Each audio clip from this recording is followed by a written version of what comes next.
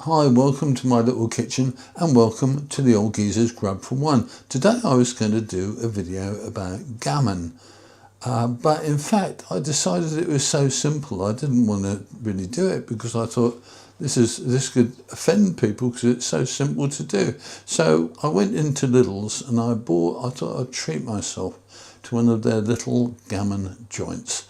You get 750 grams for £3.99, and I tend to pick the ones with as little fat on as I can because I don't really want a lot of fat.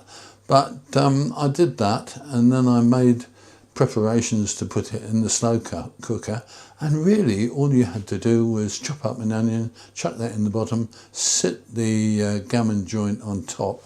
After you've taken off the outer wrapper, you leave the inner wrapper around it so it stays in shape. And then I made some oxo gravy just to give it something liquid, and I put that in as well. Didn't quite cover up the whole thing, and left it for 3 hours by intention, 4 hours by accident because I was doing something else. So I overcooked my gammon joint, and I have to tell you that in fact, despite being a bit overcooked, it was lovely.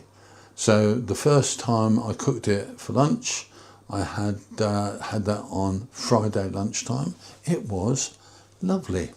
And then I had a sandwich for tea, made with that same gammon with some mustard in between 2 slices of bread. That was lovely. The next day I had a couple of slices of gammon with a fried egg for breakfast. Beautiful.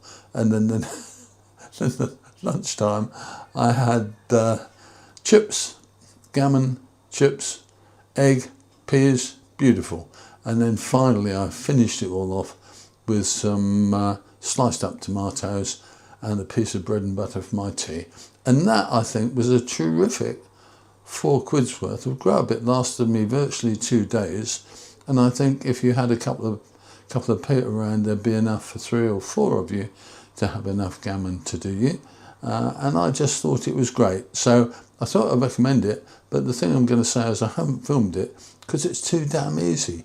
You chuck the onion in the slow cooker, you chuck some gravy in, you chuck the meat in, leave it sit in there, turn it over maybe once or twice, and then you take it out and cut it up and eat it. Hey, can you ask for anything more simple? No, you can't, and it's lovely. Okay, I'm Chris. This is the Old Geezer's Grub for One. Take care. Thanks for watching. See you soon.